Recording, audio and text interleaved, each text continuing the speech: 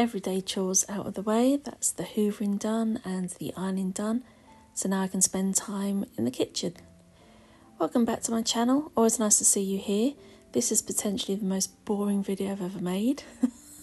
One of many, actually. It's my process for making a gingerbread house. Once I've come up with a design, I've got to make a template. And I do that by using any card that I have to hand and basically making it up as I go along. So I'm just cutting the card to make the main body of the house. You only need to make one side for the front because the back will be the same size. So why I've used these scissors, I do not know. They're the smallest scissors, given up.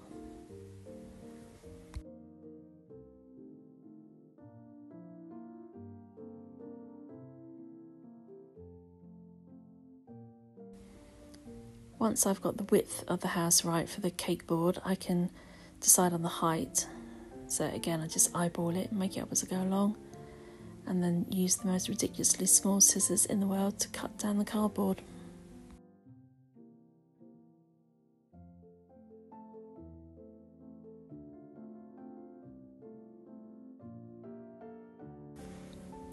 Eventually I realised just how dull it would be to watch somebody cut cardboard in such a ridiculous manner, and I fast forwarded.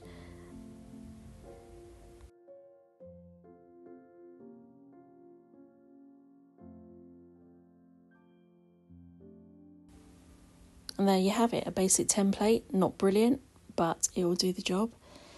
And it's a guide, so I know where to cut the windows and for the overall size.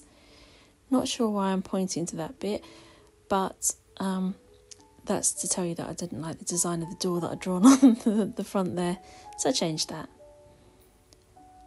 And if I can ever pick up the cake board, I'm just checking to make sure it fits on there, which it does.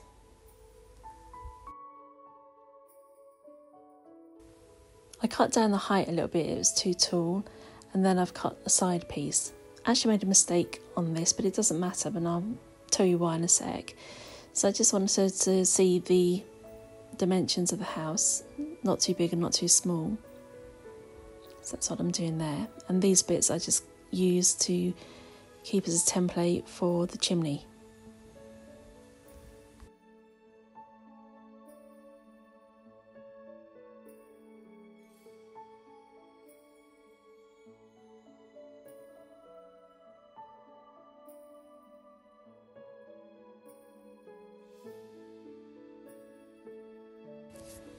The reason I use card is so that I can do this, which is I stand it up against something like my cup of tea and then just tape it together so I can get a really good idea of how the pieces are going to fit together.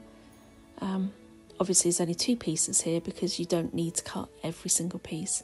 And then just roughly checked how the roof will look.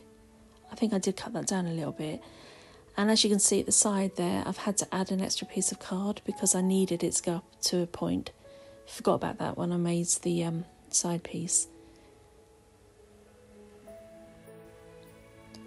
And then I'll just scribble on the front of the card how many pieces I need to cut, so then I don't forget to cut them.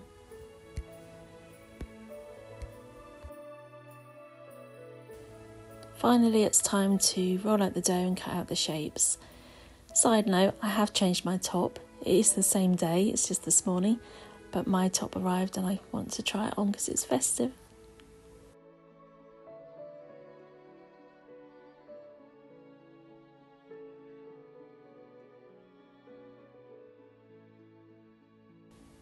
Once all the pieces have been cut, I'll put them back in the fridge and leave them to chill for at least half an hour. Once they've chilled for a while, I'll bake them and leave the pieces to cool completely.